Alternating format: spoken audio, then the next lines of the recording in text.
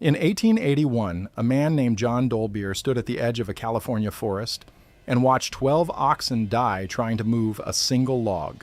The animals had been chained to a redwood trunk that weighed somewhere north of 20 tons. When the lead ox slipped on wet ground, the whole team went down in a chaos of snapping bones and screaming animals. The log rolled backward and crushed 3 of them before anyone could cut the chains. Dolbear had seen this before. Every logger in the Pacific Northwest had seen this before. But that afternoon in Humboldt County, watching his men put bullets into the skulls of dying animals, something shifted in his mind. Within a year, he would build a machine that made the horse and ox obsolete in American logging, a 40-ton iron beast that could drag timber from the deepest ravines, on pull loads that would have killed 100 animals and do it all day long without rest. They called it the steam donkey. And for 60 years, it would rule the forests of the American West. But here is what the history books leave out.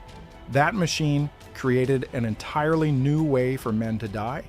The cables it used could snap under tension and cut a man clean in half. The logs it dragged could kick sideways and crush workers against trees.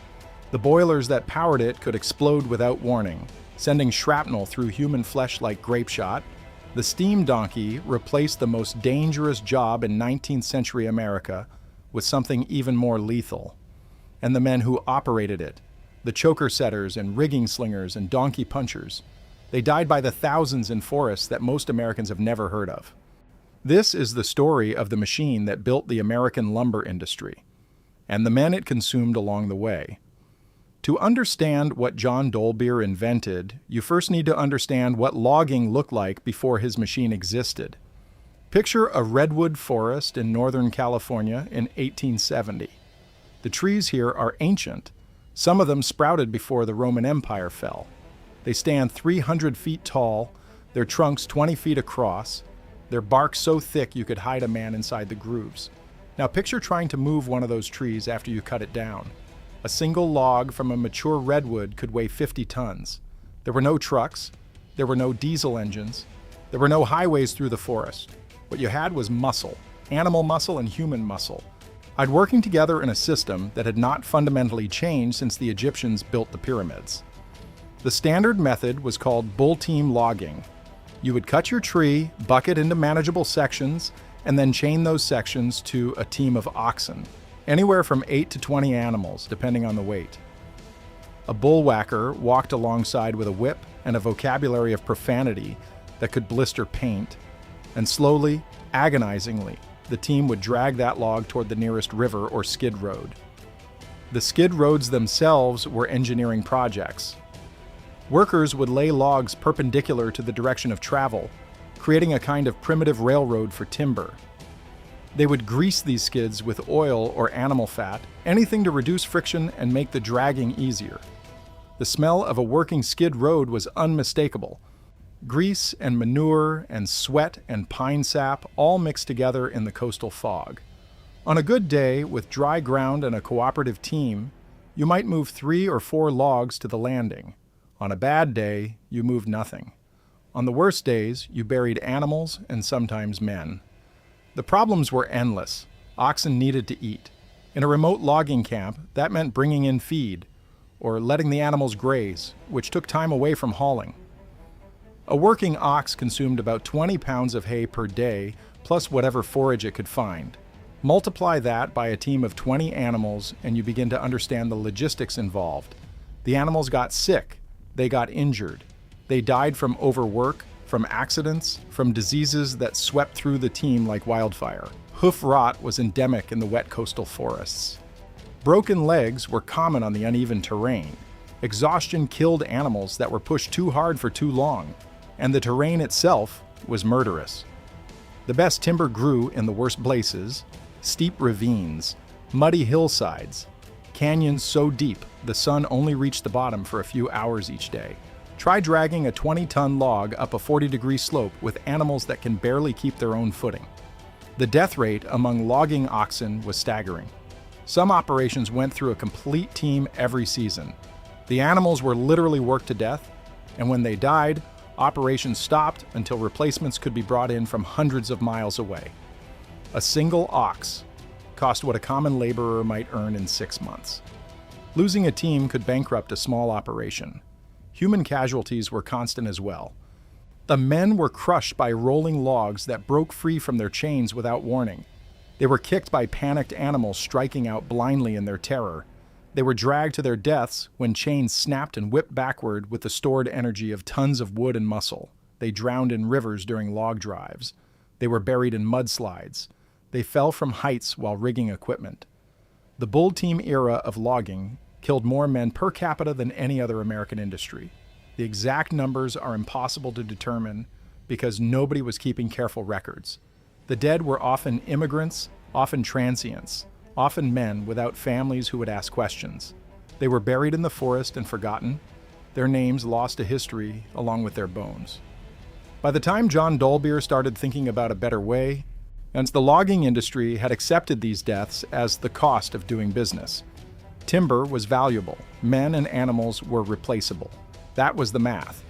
Dolbear himself was not a gentleman or a humanitarian reformer. He was a businessman who saw inefficiency and wanted to eliminate it. The deaths bothered him less than the delays. Every dead ox meant lost production. Every injured worker meant training a replacement. Every breakdown in the supply chain meant money left on the table. But whatever his motivations, what he built would transform the industry forever. John Dolbear was born in New Hampshire in 1827, the son of a farmer who taught him to work with his hands and think with his head. He came west during the gold rush, like thousands of other young men looking for fortune in the California hills. He found it, but not in the gold fields. The streams were already crowded with miners, the best claims already staked. Dolbear looked around and saw something different. He saw forests. He saw timber. He saw an opportunity that would outlast any gold strike. By 1870, Dolbear owned a lumber mill in Eureka, California. The town sat at the edge of the largest redwood forests on Earth, and Dolbear was making money hand over fist cutting those ancient trees into boards and shipping them to San Francisco. The demand seemed infinite. San Francisco was rebuilding after every fire, and fires were constant. The railroads needed millions of board feet for ties and trestles as they pushed east and west. The growing cities of the coast needed lumber for houses, for wharves, for factories. The whole nation was building, and all of it needed wood. But Dolbear had the same problem every logger had. Getting the timber from the forest to the mill was slow, expensive, and unreliable. He watched his profits evaporate into dead animals and broken equipment, and he started thinking about alternatives. The idea came to him in pieces. He had seen steam engines used in mining operations, where they powered pumps and hoists. He had seen winches and drums used on ships to haul cargo and anchors. He had seen the cable systems used in San Francisco to move streetcars up the steep hills. What if you combined all three? What if you built a steam engine small enough to move through the forest, attached it to a drum wound with heavy cable, and used that cable to drag logs instead of animals? The engineering problems were significant. Steam engines of that era were large, heavy, and temperamental. They needed constant supplies of water and fuel. They broke down frequently and required skilled operators who understood the mysteries of pressure and steam and metal under stress. Nobody had ever tried to use one in the middle of a redwood forest, miles from any machine shop or spare parts. Dolbear spent months working on the design. He built prototypes in his mill's workshop, testing configurations and cursing failures. He experimented with different cable arrangements, different drum sizes, different engine specifications. His workers thought he was wasting his time on a fool's errand. Several of his investors told him to focus on what was already working, to leave the inventing to inventors, but Dolbear kept building. He knew there was a solution in those pieces of metal and rope and steam, and he was determined to find it. In August of 1882, he filed a patent for what he called a logging engine. The first steam donkey was not impressive to look at. It was essentially a vertical cylinder steam engine mounted on a wooden sled, connected to a single drum, wrapped with manila rope cable. The whole apparatus weighed about 5 tons and produced maybe 10 horsepower. It looked like something a clever farmer might cobble together from spare parts. But when Dolbear fired it up in the woods outside Eureka, it changed everything. The machine could pull a log that would have required 20 oxen. It could pull it faster than animals could walk. It could pull it up slopes that no living creature could climb, and it could do it all day long as you kept the fire burning and the water tank filled. The first test was almost anticlimactic. Dolbear attached the cable to a log that had defeated his best bull team the week before. He engaged the drum, the cable went taut, and the log moved, sliding toward the machine like it weighed nothing at all. Within weeks, word had spread through every logging camp in California. Dolbear had letters from operators in Oregon, Washington, and British Columbia. Everyone wanted to see this machine that could do the work of 100 animals. Everyone wanted to know if it was real. It was real. And it was about to transform an industry. The timing was perfect. The American West was building at a pace never seen before. San Francisco was growing at an explosive rate, demanding lumber for houses, factories, and wharves. The railroads were pushing through, needing millions of board feet for ties and trestles. The market for timber had never been stronger, and now there was a machine that could get that timber out of the forest faster than ever before. Dolbear licensed his patent to manufacturers across the region. Within 5 years, there were dozens of companies building steam donkeys. Within 10 years, there were thousands of the machines operating in forests from Alaska to Mexico. The bull teams did not disappear overnight. Some operations continued using animals well into the 20th century, especially in terrain too rough even for the donkeys, or in operations too small to afford the capital investment. But the trend was unmistakable. The future of logging was mechanical, and the men who could not adapt to that future would be left behind.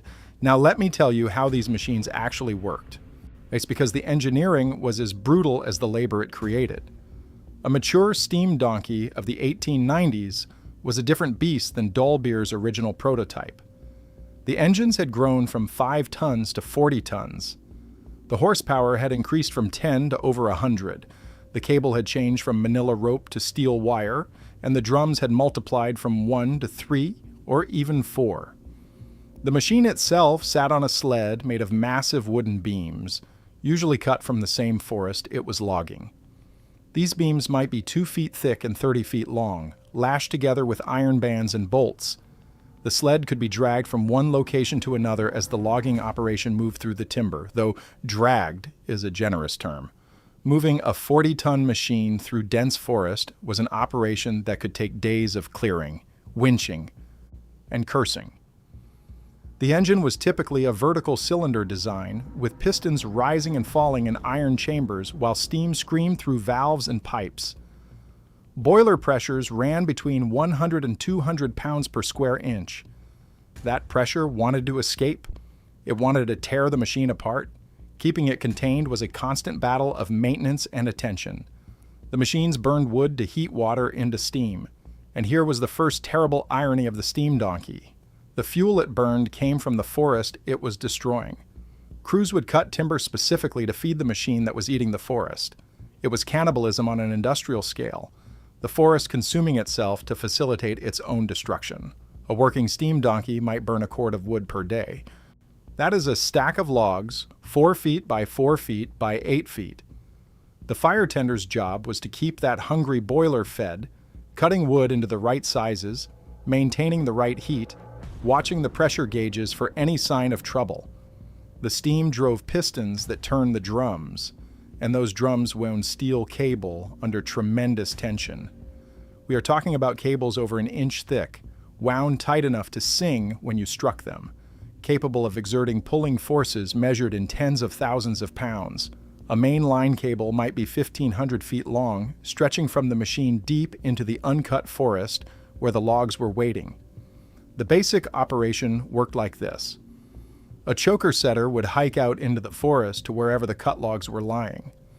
This might be a quarter mile from the machine, search over terrain that was all stumps and slash and treacherous footing.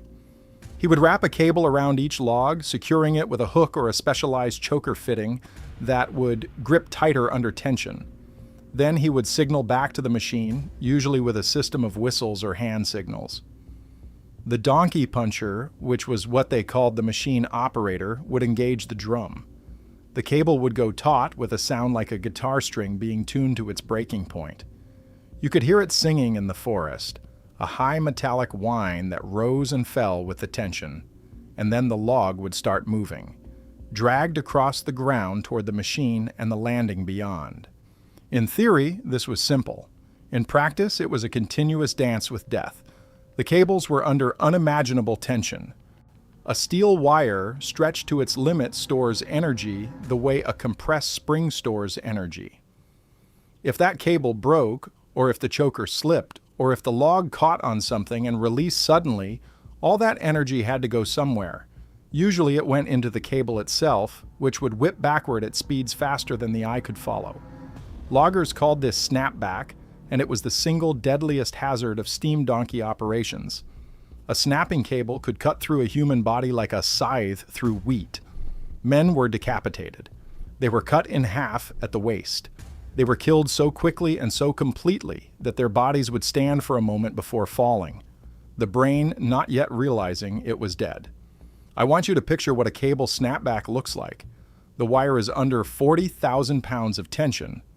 It is vibrating slightly, humming with stored energy. Then something fails. A connection, a splice. The log catching on a stump. The cable does not simply fall slack, it explodes backward.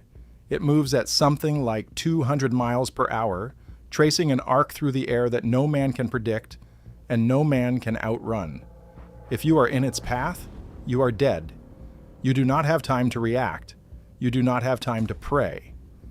The numbers are difficult to pin down because record keeping in logging camps was notoriously poor. Deaths were sometimes listed simply as accident, with no further detail. Bodies were buried quickly, the paperwork filed carelessly, if it was filed at all. But some estimates suggest that cable snapback killed more loggers than any other single cause during the steam donkey era. Hundreds of men, possibly thousands, are cut down by the same machines that were cutting down the forests. The choker setters had it worst. These were the men who worked out in the brush, wrapping cables around logs and signaling for the drag to begin. They worked in the direct path of potential snapback. They worked around logs that could roll or kick without warning. They worked in terrain so steep that a single misstep could send them tumbling into ravines. The mortality rate among choker setters was astronomical. In some operations, it was common to lose 1 or 2 men per season to accidents. These were young men, mostly, immigrants who spoke little English and took the jobs that nobody else wanted. Drifters with no family to ask questions when they did not come home. The camps had a saying. A choker setter lasted 3 seasons. In the first season, he learned the job. In the second season, he got good at it. In the third season, he got confident, and confidence killed him. Confidence meant standing a little too close to the cable when it went taut. Confidence meant not double-checking your escape route before signaling the drag. Confidence meant assuming that the log would behave the way it had behaved 100 times before, but logs do not always behave. And when they misbehave, men die. If you have subscribed to this channel, you understand that this is how America was built, on the backs of men who were paid to die slowly or sometimes all at once. If you have made it this far, take a moment to subscribe. I cover the forgotten industries every week and the machines and workers that made them run. But the dangers extended beyond the cables themselves. The logs being dragged were not passive objects. They were multi-ton masses of wood moving at speed over uneven ground, and they had a tendency to do unexpected things. A log catching on a stump could pivot suddenly, sweeping its tail end in a lethal arc. A log hitting a rock could kick upward, crushing anyone unlucky enough to be standing above it. A log starting to roll on a slope could accelerate faster than a man could run, and there was nowhere to run in dense forest anyway. The donkey punchers faced their own hazards. The machines they operated were pressure vessels filled with superheated steam, and boiler explosions were not uncommon. When a boiler failed catastrophically, it was like a bomb going off. Shrapnel, scalding steam, pieces of the machine traveling fast enough to kill at 100 yards. The sound of a boiler explosion was said to be audible for miles. The destruction was total. Men who survived such explosions, and few did, carried the scars for the rest of their lives. Burned tissue that never healed properly. embedded shrapnel that worked its way through flesh over years. Even without explosions, the donkey punchers worked in an environment of constant danger, moving parts that could crush fingers and hands, cables under tension passing inches from their bodies, sparks from the firebox that could ignite the surrounding forest if conditions were dry enough. Fire was an ever-present threat. The same forests that provided fuel for the donkeys were tinder waiting for a spark. Escaped fires from logging operations burned millions of acres during the steam donkey era. Some of those fires killed workers caught in their path. Sure, others destroyed camps, equipment, and months of labor. The great fires of this era are mostly forgotten now. The 1902 Yakult burn in Washington killed 38 people and burned 1 million acres. The 1910 Big Blow-Up burned 3 million acres and killed 85, many of them firefighters. These catastrophes were connected to logging, to the slash and debris left behind by operations, to the sparks that flew from steam donkeys and locomotives. And through it all, the logging continued, because the demand for timber never stopped, because the money was good, because there were always more men willing to take the risk. By the 1890s, loggers had pushed the basic steam donkey design about as far as it could go. The machines were powerful enough. The cables were strong enough. The limiting factor was geometry. Ground lead logging, which was the original Dalbier method, dragged logs along the forest floor. This worked fine on relatively flat terrain. But the best timber often grew on steep hillsides, in places where dragging a log meant fighting gravity every inch of the way. Someone, and the historical record is not clear on exactly who, had an idea. What if instead of dragging the logs along the ground, you lifted them? This was the birth of high-lead logging, and it would transform the industry as dramatically as the steam donkey itself. The concept required a spar tree. Crews would select the tallest, straightest tree in the operating area and climb it. They would cut off all the branches as they went, turning a living tree into a naked pole 200 feet tall or more. At the top of this spar tree, they would install a block. This was a massive pulley, sometimes weighing hundreds of pounds, through which the main cable would run. The cable extended from the steam donkey up to the top of the spar tree and then back down to the logs being harvested. When the donkey engaged, the logs did not just drag along the ground. They lifted. The front end would rise off the forest floor, suspended from the high-lead cable, while the back end dragged behind. This allowed logs to pass over obstacles that would have stopped ground lead operations cold. Stumps, rocks, smaller fallen timber. The log simply flew over all of it. High-lead logging was faster. It was more versatile. It opened up terrain that had been considered impossible to harvest. And it added an entirely new set of ways for men to die. The high climbers who rigged the spar trees worked at heights that would terrify most people. 200 feet up, clinging to a tree that swayed in the wind, attaching equipment that weighed as much as they did. They worked with hand tools, cutting branches while suspended by rope and spikes, their safety depending entirely on their own skill and attention. The climbing itself was exhausting. You wore heavy boots with metal spikes that dug into the bark. You wore a thick leather belt that wrapped around the tree and around your body. You moved by jabbing the spikes into the trunk, shifting the belt up, jabbing again.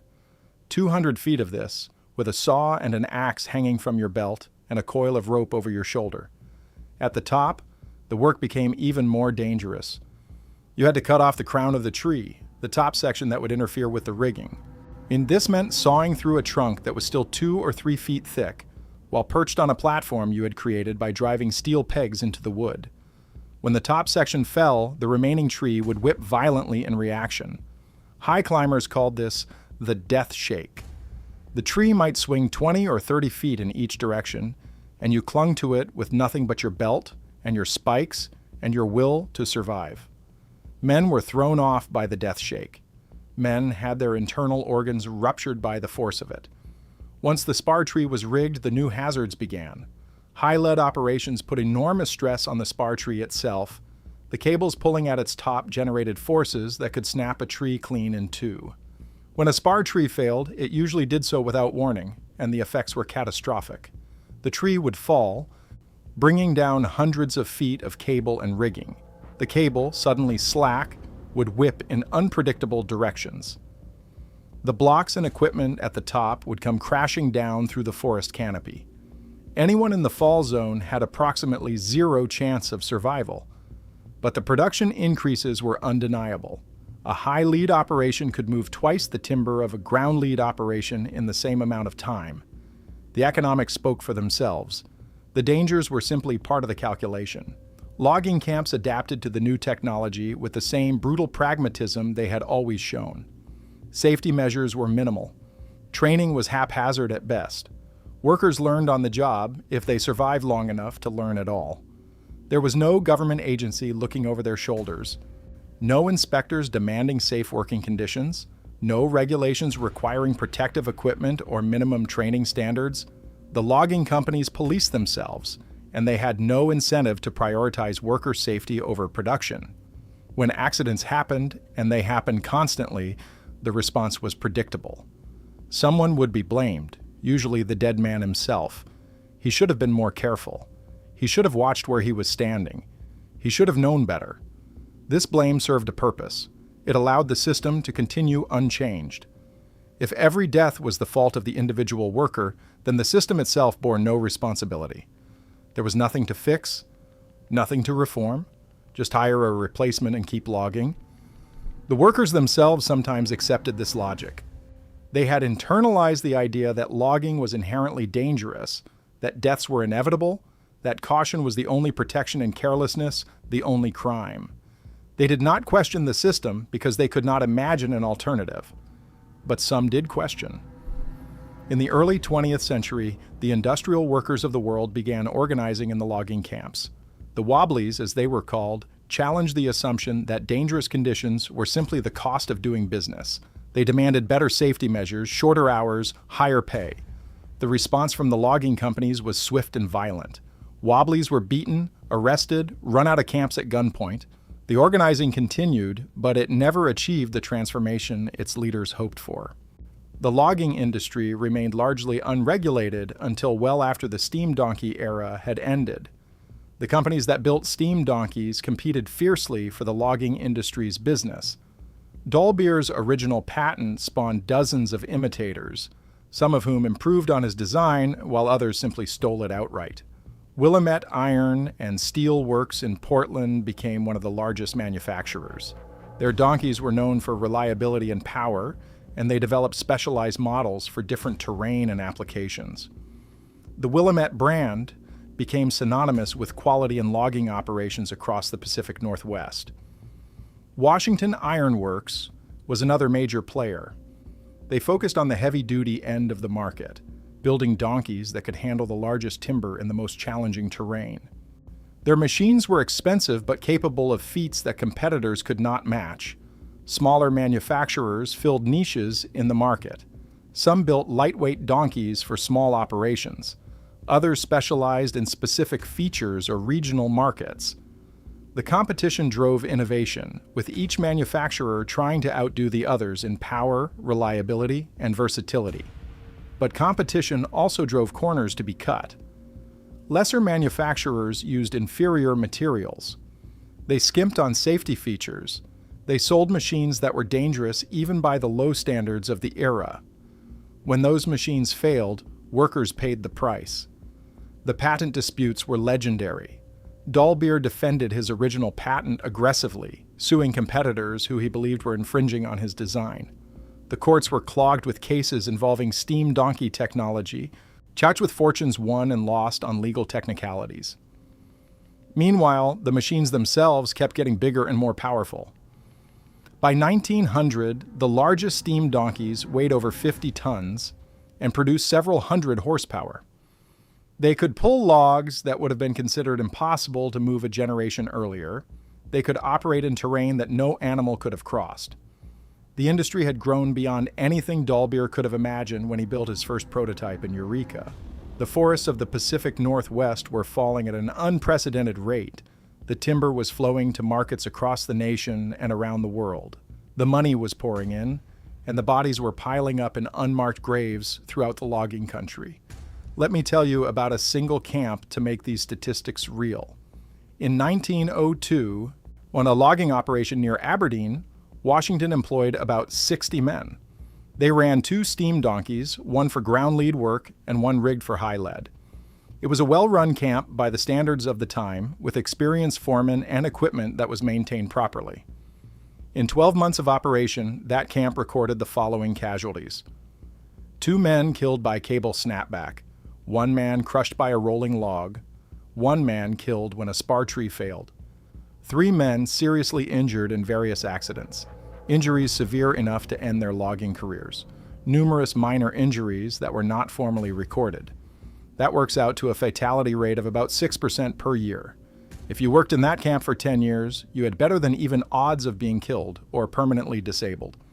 And this was a well-run camp. How the poorly managed operations were worse, much worse. The workers who survived developed a fatalism that bordered on the religious. They knew the odds. They knew men who had died. Many of them fully expected to die themselves before they got too old to work. Some responded to this knowledge by drinking heavily. The logging towns were notorious for their saloons, and the men who worked the camps were notorious for their capacity. Saturday nights in Aberdeen or Eureka or Seattle's Skid Road were exercises in organized chaos, as workers tried to forget what waited for them on Monday morning. Others found solace in community. The camps developed their own cultures, their own hierarchies, their own codes of behavior. The experienced men looked out for the newcomers, at least to a point. There was solidarity in shared danger, as a brotherhood of those who faced death together. But the system itself did not care about brotherhood or solidarity. The system cared about board feet of lumber. The system cared about profit margins. The system treated workers as inputs, replaceable when they wore out or broke down. When a man was killed, the company might pay for his burial. They might send a small sum to his family if he had one. They might close the operation for an afternoon out of respect. And then they would hire a replacement and get back to work, because the timber was not going to cut itself. This was the economy of the steam donkey era. Human lives were weighed against board feet, and board feet usually won. The end of the steam donkey came not from moral outrage or regulatory action. It came from better technology. Diesel engines began appearing in logging operations in the 1920s. They were lighter than steam engines. They did not require the constant supply of water that steam demanded. They could be started quickly, without the long warm-up periods that steam necessitated. More importantly, diesel engines did not need the army of support workers that steam required. No more fire tenders. No more water carriers. No more mechanics who specialized in the temperamental art of keeping a steam boiler alive in the middle of a forest. The first diesel yarders were crude machines, adaptations of technology developed for other industries, but they improved rapidly. By the 1930s, purpose-built diesel yarders were available that could match or exceed the performance of the largest steam donkeys. Some old-timers resisted the change. They had spent their lives around steam, and they understood its moods and its demands. Diesel seemed too simple, too mechanical. It lacked the almost living quality that steam possessed, the sense of working with a partner rather than just a machine. But the economics were clear. Diesel was the future. The new yarders could do everything a steam donkey could do, with less fuel, less labor, and less maintenance. One by one, the steam donkeys were retired. Some were stripped for parts, others were simply abandoned in the forest, left to rust among the stumps of the trees they had helped to harvest.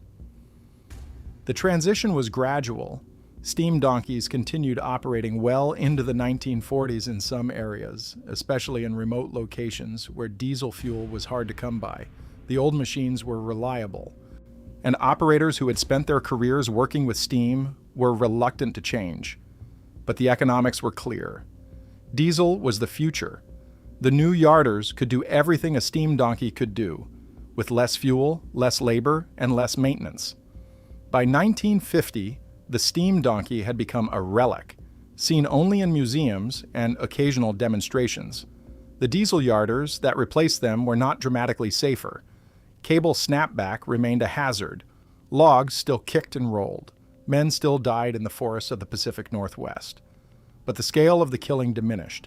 Better equipment, better training, better safety regulations, however weakly enforced. The logging industry of the late 20th century was still dangerous, but it was no longer the industrial slaughterhouse it had been in the steam donkey era. Today, yes, you can still see steam donkeys in various museums across the Pacific Northwest. There is one at the Camp 6 Logging Museum in Tacoma, another at the Collier Memorial State Park in Oregon, a few more scattered across the region, rusting quietly among interpretive signs and picnic areas. They are impressive machines, even in their decay. The massive drums, the thick cables, the bulk of the boilers and engines. You can stand next to one and try to imagine what it was like to operate such a beast in the middle of an old-growth forest, with the roar of steam and the scream of cables and the constant knowledge that death was one wrong move away. But the machines alone do not tell the story. The story is in the men who operated them, the choker setters who died when cables snapped, the high climbers who fell from spar trees, the donkey punchers killed by exploding boilers, the thousands of workers whose names we will never know, who are buried in unmarked graves throughout the logging country. John Dolbear died in 1902, just 20 years after he patented his invention. He died wealthy, respected, celebrated as a pioneer of the logging industry. There is no record that he ever expressed regret for the deaths his machine enabled. Perhaps he never thought about them at all. The forests he helped to destroy are mostly gone now. The great redwood stands that once covered Northern California have been reduced to fragments, protected in parks, while the surrounding land grows scrub and second-growth timber. The Douglas fir forests of Oregon and Washington have fared slightly better, but even there, the old growth is a shadow of what it once was. We look at those remaining giants and we feel something like reverence. We take photographs.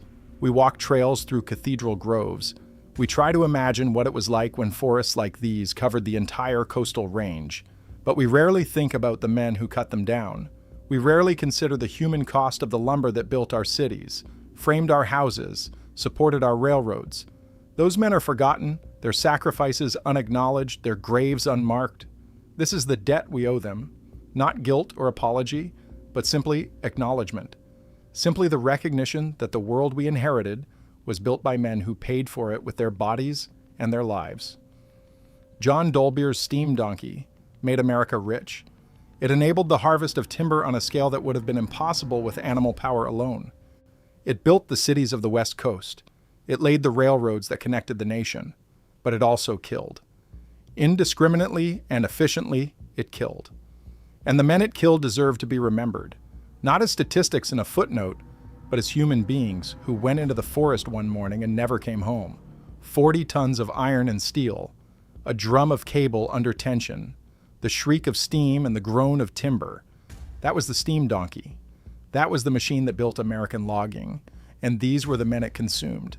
If this story mattered to you, there is another machine waiting, a different industry, a different way for men to die in the service of progress. That video is on your screen now. Subscribe and I will show you what came next. The forgotten machines, the forgotten workers. The price we are still paying for the world they built.